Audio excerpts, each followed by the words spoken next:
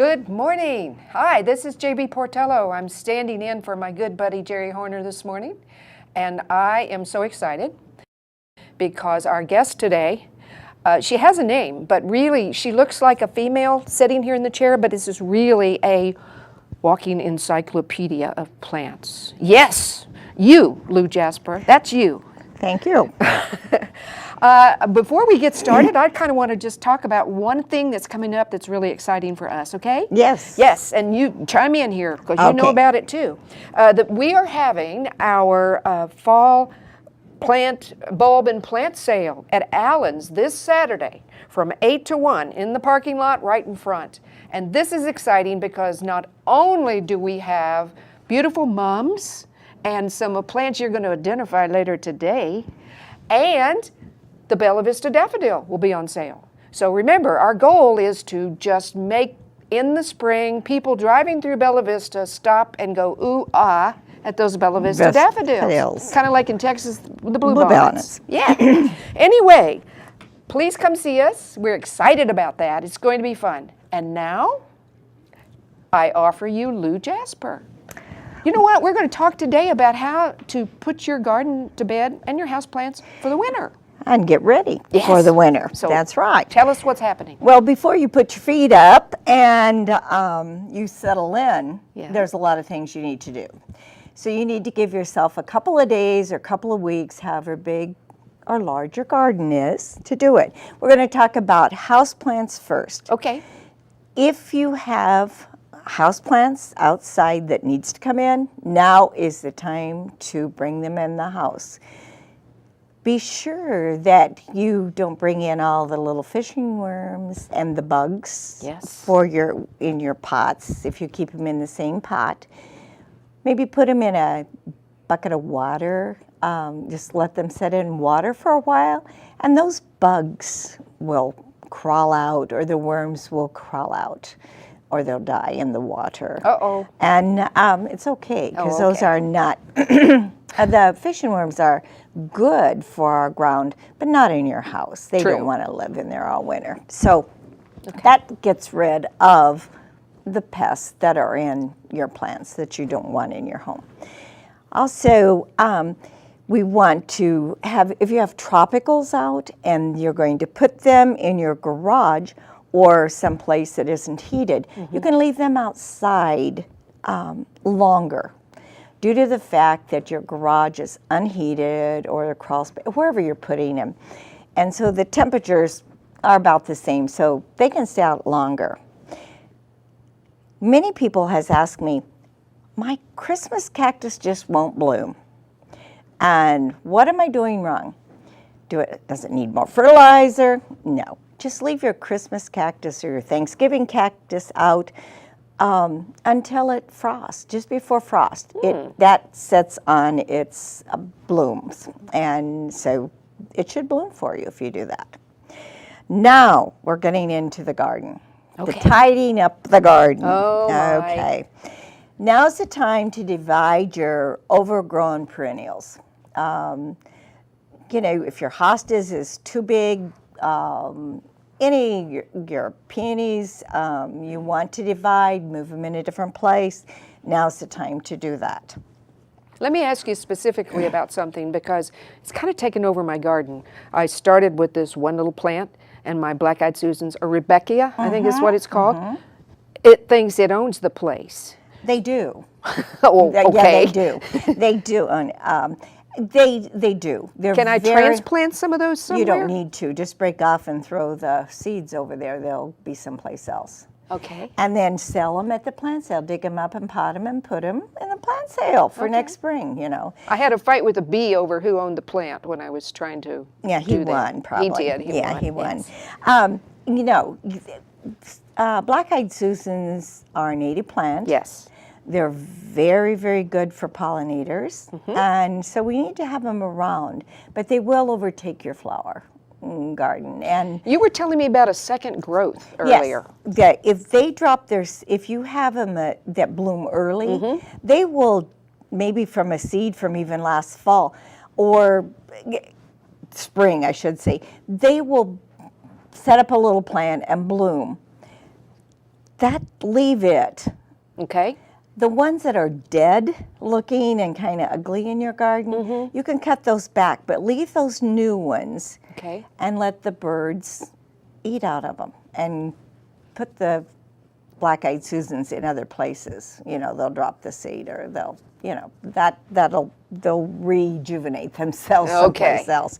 And if you really do have too many, you can dig them up and put them along the side of the road, or where, I don't care where you put them. But just get them out of my just flower get them bed. out of your flower bed. Gotcha. Right. Okay. This is the time that you have to get the weeds out of your garden. And we all have weeds. If we have nothing else, we have weeds. They're going to really set on seeds now at this time.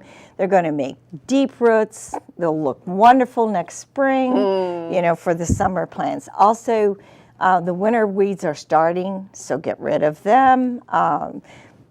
Have it look pretty nice. Also, you know, if you've got healthy perennials that are still looking nice, you don't have to cut them back right now. Okay. And if your annuals are still blooming, for goodness sakes, don't pull them up. But if your vegetables are through, get rid of your vegetables, pull up the whole root. Anything that's left in your garden will harbor insects that you probably don't want, and maybe some diseases. So get rid of all the stuff, clear your garden off.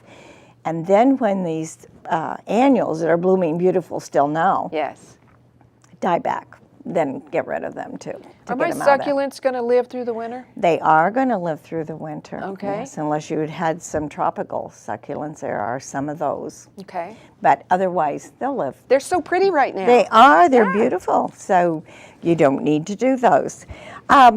One thing, just, you know, just leave all of your pretty plants in there, and as they die back, clean up your garden. We'll talk about mulching it, you know, first. But you want to leave those black-eyed Susans that are fresh, that doesn't look old. You want to leave your sunflowers. You want to leave your grasses. The birds are going to eat them, you know, eat the seeds off of them. The grasses are going to be a safe place for some birds and some of the good insects. So leave some. And of they the look things so in. pretty. They do. Spraying in the breeze. Yeah, lots better than nothing else in your garden. Yes. Yeah. Yes. Yeah. So now you've cleaned up, and now is the time also. You have a pretty good bare garden, except for the annuals that are still blooming. Right. Now is the time to plant trees and shrubs is in the fall, perennials in the fall, and bulbs. Gotcha. And because they're going to purchase bulbs at our plant sale, now's the time to plant them. So I'm going to give you just a little hints on some planting some trees and shrubs. Okay, good. All right. So when you go to purchase a tree, you want to dig a hole no deeper than the height of the root ball. Okay. Then you fill the hole with water, and you save all that dirt that you've taken out of the hole. And you fill that hole with water a couple of times. Be sure to get the ground beneath where you're going to put the tree really moist. And remove about 27,000 rocks. Yeah, you got to move the rocks. Yes. Well, not all of them. But Okay, some of them. Yeah.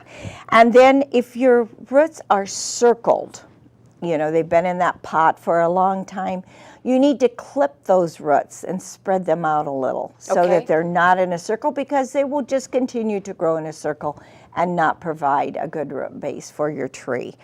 And then as you've the dirt that you've dug out of that hole, you want to put that same dirt back in. If it doesn't fill your hole and you've had taken out too many rocks, then take and add just regular garden soil. Do not fertilize a tree or shrub. Let nature take it. And if that tree after a couple of years doesn't look good, you've put it in the wrong place. Gotcha. Okay, and same with a shrub. Because trees in the woods don't Nobody fertilizes them. So they just, whatever's right. there. And the sticks and the leaves Yeah. provides a fertilizer for them. Okay. The only thing that you might fertilize on a shrub would be an azalea or rhododendron, because they have heavenly, just full bloom. Yes. And so they're hybridized, and they're a hybrid, and so they need to maybe put some fertilizer in. Not a tree or a regular shrub. Okay. Okay. What about transplanting trees? And the reason I ask, I'm saving this to kind of throw you off here. Yeah, you are. No, really, someone gave me a gorgeous fig tree. Yeah. And I planted it this year in the ground, and it just looked gorgeous. But it's in the wrong spot. I want to move it. Can I move it? Yes, move it. Now, it should have figs on it now. Does it have It didn't, because it just was put in the ground. It didn't produce this year. Okay, then move it. Okay. Otherwise, my fig trees are full of figs now, and I've been eating them. So this would not be the time to, do it. Well, because they're producing for me, and you wouldn't want to ruin the figs, and you don't want to put it into shock. It would be a good time for you to do that, because your fig tree's now it's going to disappear. I know. Okay. I know. Don't get scared, Don't get scared. And don't cut it back or anything. Just let it do its thing. Okay. Be sure it gets lots of water. Would you come over and talk to it if it gets kind of funky? No, you have to have your own. You have to have your own voice. You have to get used to it. Now, bulb planting, you've got to remember that if your bulbs that you buy at the store, you don't have to put them in for cool or anything. They're all ready to put in the garden, and they're ready to give you a spring bloom next year. The way that you plant a bulb would be to read the instructions. That would help. That would help. If they do not come with any instructions, then if a bulb is an inch large, then you would plant it approximately 3 inches deep. Okay. If the bulb is a 3-inch bulb, you would plant it 9 inches deep, so 3 times whatever the size Magic of the number. bulb. If the bulb, you can't tell the top from the bottom, then you can turn it on your side and it will right itself. In fact, even if you planted the bulb upside down, it'll probably right itself. And you don't want to be too late in, you can still plant your bulbs all in October and maybe in November even around here. Okay. But not much later. All right. Because you want them to get a little bit root establishment. Okay. And you were telling me, you're probably going to say this, but tell me again about planting bulbs on top of each other. yeah, you can take your narcissus bulbs because they're going deeper, and your little crocus bulbs can be right on top of it. And the crocus comes up earlier, and your summer, or your daffodils, narcissus, whatever, will bloom later. Yes. And so you can plant on top. And then when you have a small area and you're planting the bulbs, you want to have lots of color. So you can plant in that small area, and there's where you can plant on top of each other, because you want a mass of color. I just think that's the coolest thing. Yeah, it is. But you don't want to plant a daffodil bulb on top of a daffodil. No. Okay, No. you got that. Got that. All right. Okay. You want to plant the earlier one, the crocus that comes up real early. Gotcha. All right. Do you know snowdrops at all? Yes. Tell me about them. The snowdrops are a bulb that comes up later. They do not bloom. They have a lot of foliage. Excuse me. And then they have the stem comes up, and then they have the little snowdrops. It looks like little bells up on a long stem. Okay. They're not as showy as your daffodil because it's a small bloom. Gotcha. So it either has to be mass or it has to be in with daffodils, and it's going to show up white in there. But they bloom just a little later than the daffodil. Okay. And would it be a good one to mix with tulips, or do they bloom? Yeah, you could mix it with tulips too. Okay. But they have a lot of foliage. Okay. A lot of foliage. I keep throwing you off track, but Yeah, you do. You keep asking me questions. I know. Yeah, I'm trying to trick you. Okay. Well, it'll probably work. You can always you can fertilize with bone meal when you do your bulbs. Okay. It helps. Now, let's see if we did. This is also a good time to get your, I'll just throw this in here, tools. to clean your tools. After you're all through planting your trees, your perennials, clean them with mineral oil so they don't get rust. Sharpen them. I can't sharpen my own tools, so I hunt up someone that sharpens tools. You can be sure they're hung up or put someplace where they're not going to get moisture and rusted, and that's why your mineral oil is put on.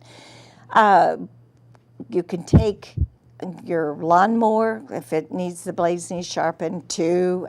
Hopefully we'll be through mowing one of these times. So if you've got your hose, be sure you put your hose up and let the water drain out of it and take it into a warmer place. Clean the mud off of it or whatever you've dragged. If you have an irrigation system, I don't know much about irrigation systems, but I know that they do have to turn them off or whatever they do with them. But if you don't know about them, find out about them. You can always ask Tony Lacazzi. Yeah, you can ask Tony about anything. Remove the leaves off of your yard. Reseed. It's time to overseed your grass so you'll have pretty grass next spring. The leaves laying on your yard, unless they're mulched, they will kill your grass in some places. A lot of people just, in fact, I got one this last year where I mulch the leaves up very fine, and then I use that sometimes. For mulch, and it's great. It is. It is great. But not in its full leaf form. No, not at all. And I'm going to talk a little bit about mulching. Because the other day when I was driving home from work, a landscaper in a new housing addition that I cut through to get to work they had planted trees and they were mulching around the trees, which really upset me, but I didn't stop and tell them they were doing it wrong. They were using what they call the volcano, where they build up the mulch very, very thick and put it right up against the tree trunk, which is very, very harmful to the tree. One thing, it can't get water and air, and roots need water and air. Rodents will live all around that, and just think they're staying in there where it's all warm, and they're going to find that tree trunk just very inviting to maybe chew on. So not a healthy thing to do. Just don't do it. I read a long time ago about a nursery that gives a good rule of thumb to when you're mulching a tree, a newly planted tree. You leave the mulch 3 inches away from the trunk.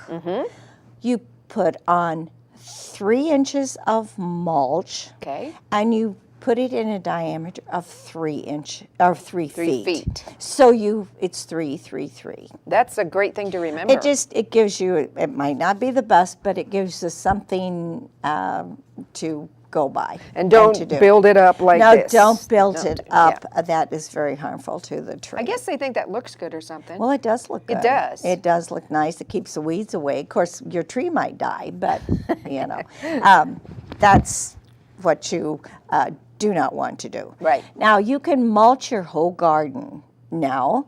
Don't put on a lot of mulch. 1 to 2 inches is a good weed preventive. It keeps the moisture in the ground. It also helps regulate the temperature. Gotcha. All right, so mulching is a good thing. What about your cover crops, though? That's good, yeah. If you have a vegetable garden, I grew up where you had a cover crop. And then my father would run the rototiller or the plow over and put that cover crop back into the ground. So what's a cover crop? It could be rye, could be some straw on there, which is like a mulch.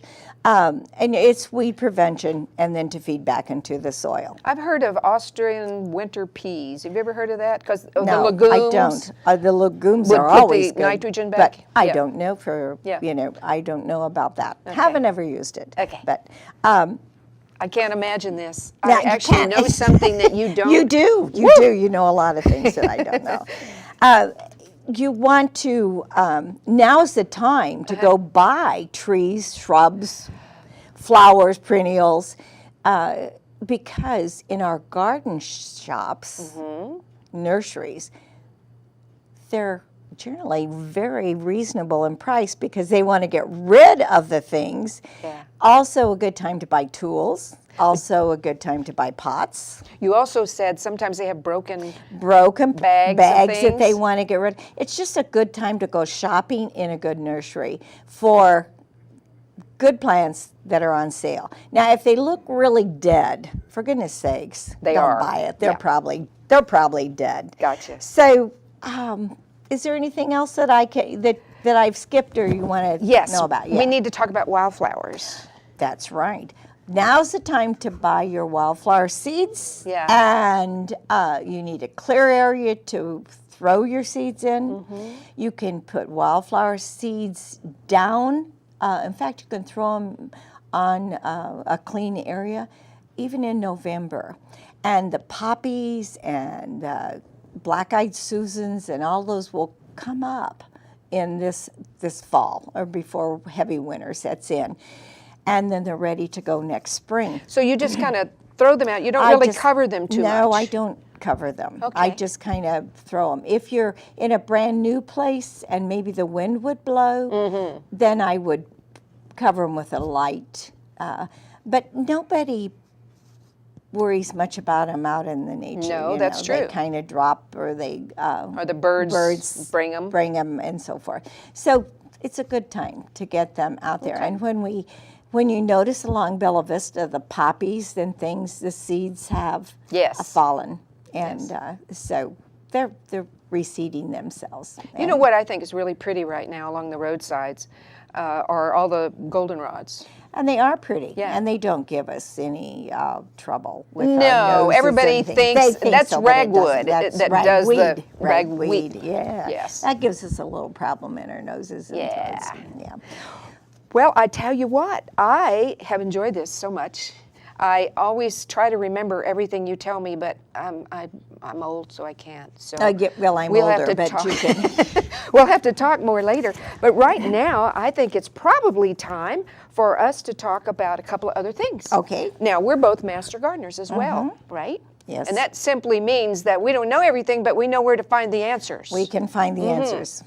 So what we're doing right now is we're getting ready with the master gardeners to start what we call a Zoom class. Tell me about it. I don't know all about that. So what Little Rock has done is put together, Zoom is actually a technique for video conferencing, really. So we're going to have 6 or 7 new victims, as I like to call them, in the classroom starting October the 18th for 5 consecutive Wednesdays after that. And when they come out of the other end, they're going to be interns for Master Gardeners. Wow. Isn't that fun? That sounds like a good idea. And by the way, folks, we're still taking applications right up through probably the 15th of October if you're interested at all. Because what we're trying to do is train Master Gardeners in a different way. So before, we were having to go and we did all the training in January and a lot of people couldn't come. If you were retired, you could. So we are working on having a way to train on Saturdays, train in the evening, because you can sometimes pull these right up on your TV screen in your pajamas with a glass of wine if you want to. I mean, hey, what a better way to learn. I know, that would be an ideal way. And then we are also trying to mix in hands-on, because a lot of people learn better when they do hands-on, right? Right, you always do. Do the words and then actually do it. And that's right. one of the things we're trying to do. One of the final things that I'd like to say before we take off for today is that the October meeting of the Bella Vista Garden Club, which is what we're about today, will be on Wednesday, October the 25th. I'm coming in costume, are you?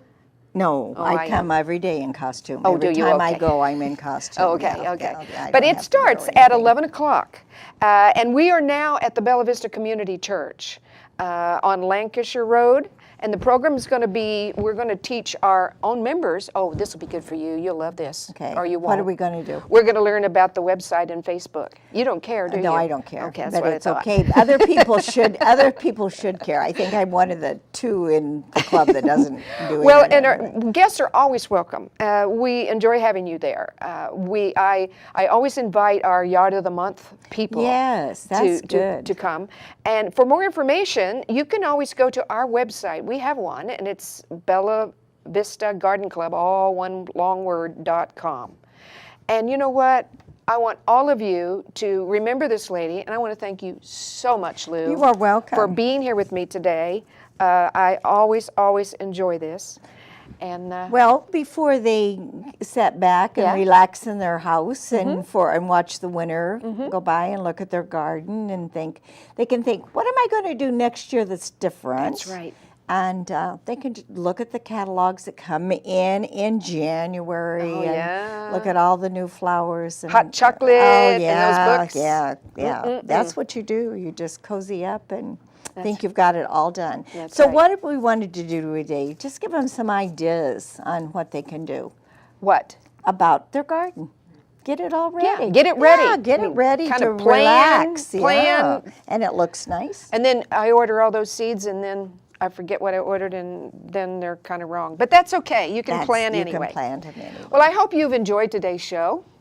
I want you to tune in next month. Our buddy Jerry will be back. And like she always says, you need to plan, enjoy the gardening, and stop and smell the roses. See you next month. Yeah.